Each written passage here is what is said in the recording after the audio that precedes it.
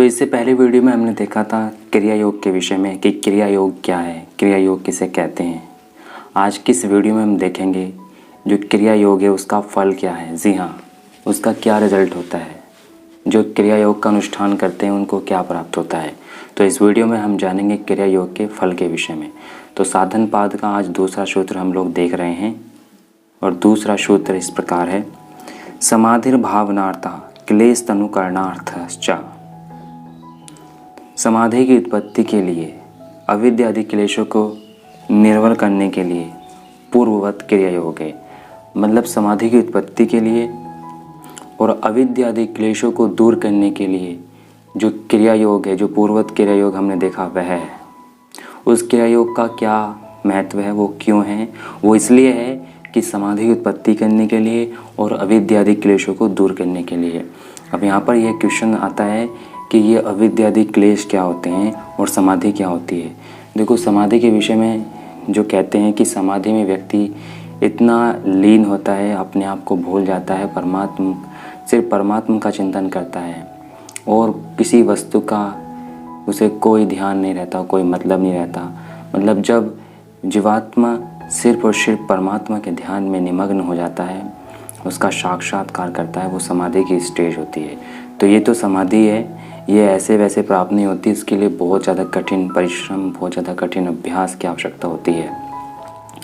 जो साधक बहुत लंबे काल से प्रयास कर रहे हैं उनको भी समाधि इतनी आसानी से नहीं मिलती। बहुत कम लोग हैं इस पृथ्वी पर आज के टाइम में जिन्होंने वाकई में ही समाधि लगाई है।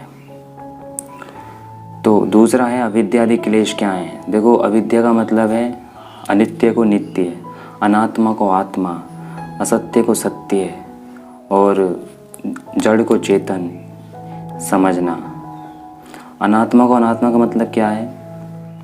जो आत्मा है नहीं उसको आत्मा समझ रहे हैं और जो आत्मा है उसको अनात्मा समझ रहे हैं। जैसे कि हम जीवात्मा हैं, लेकिन हम जीवात्मा हैं ये तो हम जानते नहीं, हम अपने शरीर को ही सब कुछ समझ रहे हैं। जैसे कि जड़ को चेतन समझना। अब जड़ वस्तु क्या होती है, पहले जड़ और चेतन को समझ लेते हैं। देखो, जड़ वस्तु का मतलब है जिसमें चेतना ना हो, जिसमें कोई हलचल ना हो, जिसमें कोई मूवमेंट ना हो। स्वयं, जिसमें स्वयं कोई हलचल ना हो, स्वयं कोई मूवमेंट ना हो, वो जड़ है। जैसे पत्थर जड़ है, पत्थर स्वयं नहीं हिल सकता जब तक उसमें कोई बाहरी उस पर कोई फोर्स नहीं लगाया जाएगा, कोई बल नहीं लगाया जाएगा, वो खुद नहीं हिल सकता। तो पत्थर जड़ है। चेतन वस्तु क्या होती है? चेतन वस्तु उसको बोलते हैं जिसमें चेतना होती है, जिसमें स्वयं की चेतना हो, वो चेतन वस्तु होती है। और इस संसार में, इस ब्रह्मांड में केवल दो वस्तु ऐसी हैं जिनमें चेतना है। एक तो ईश्वर है जो चेतन स्वरूप है और एक हम जीवात्मा हैं जो चेतन है। अदरवाइज जितनी भी चीज़ें हैं सब जड़ है। ये प्रकृति जड़ है, प्रकृति से बने हुए जितने भी सूर्य चंद्र आदि लोक हैं सब जड़ है। हमारे शरीर जड़ है, हमारी बुद्धि जड़ है, मन जड़ है, चित्त जड़ है। अगर चेतन है तो वो केवल हम हैं, हम मतलब जीवात्मा। तो अविद्या आदि क्लेशों को दूर करना, अविद्या का जो अर्थ है वो डिटेल में समझेंगे तीसरे सूत्र में।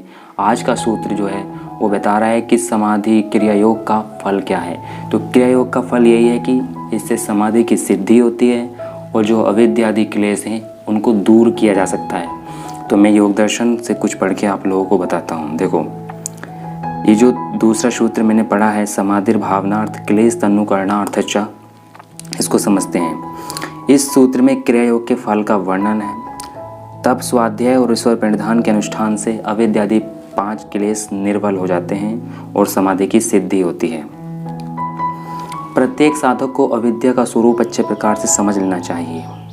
अनित्य को नित्य और नित्य को अनित्य, अशुद्ध को शुद्ध और शुद्ध को अशुद्ध, दुख को सुख और सुख को दुख, अनात्मा को आत्मा और आत्मा को अनात्मा जानना ही अविद्या है।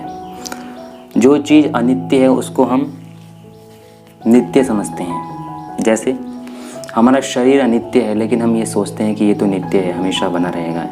ये हमारी बहुत बड़ी अविद्या है।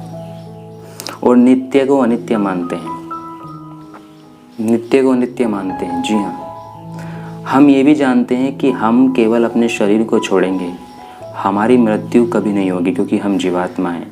गीता में भगवान श्री कृष्ण भी यही कह के गए हैं, नैनम छिंदन्ति शस्त्राणि नैनम छिंदन्ति पावका। इस आत्मा को ना कोई शस्त्र काट सकता है, ना आग जला सकती है, ना पानी गीला कर सकता है, ना हवा सुखा सकती है। ऐसा वे बोल के गए हैं, वैसा उन्होंने बोला है। तो कहने का मतलब क्या है कि केवल आत्मा का शरीर तो नष्ट हो जाएगा पर आत्मा नष्ट नहीं होगी। तो आत्मा तो नित्य है। तो हम समझते हैं नित्य को नित्य, हम समझते हैं कि हम मर जाएंगे, हमारे शरीर का नाश होगा, हम नहीं मरेंगे। फिर कहते हैं अशुद्ध को शुद्ध। ये शरीर हमारा इतना अशुद्धियों से भरा हुआ है। अष्टाचक्रा नव द्वारा, 9 द्वार होते हैं शरीर में और इन 9 द्वारों से गंदगी के अलावा और कुछ नहीं निकलता। लेकिन फिर भी हम इस मोह माया में रहते हैं, इस भ्रम में रहते हैं कि हमारा शरीर कितना शुद्ध है।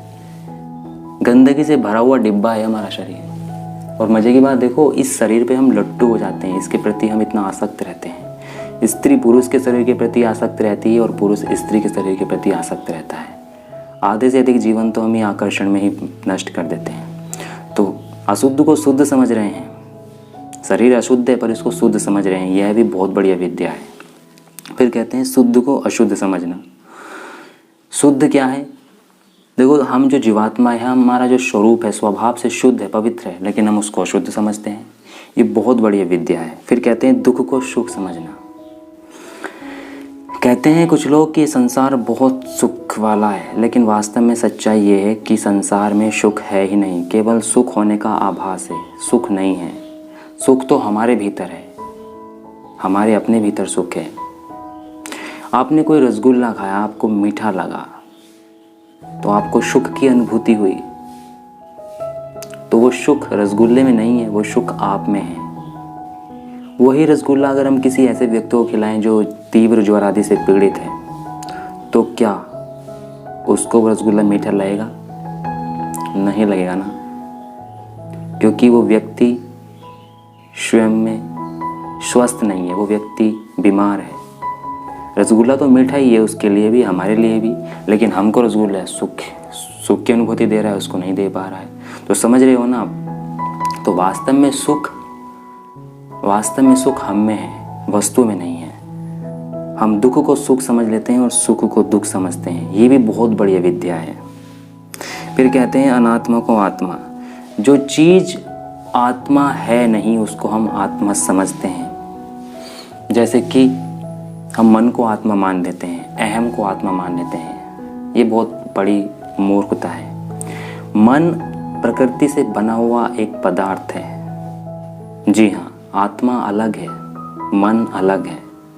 कुछ लोग आत्मा को मन मान लेते हैं, जो कि उचित नहीं है। तो अनात्मा को आत्मा और आत्मा को अनात्मा जानना ही अविद्या है। आत्मा के स्वरूप को जानना विद्या है और आत्मा के स्वरूप को न जानना ही अविद्या है। तो योग दर्शन का जो द्वितीय सूत्र है, समाधिर भावनार्था क्लेश तनु करणार्थश्च, इसका अर्थ यही है कि क्रिया योग का फल है समाधि की सिद्धि और अविद्यादि क्लेशों की निवृत्ति। तो आज की इस वीडियो में हमने देखा दूसरा सूत्र, अविद्यादि क्लेश क्या है उनके विषय में हम जानेंगे योग दर्शन के साधन पाठ के तीसरे सूत्र में।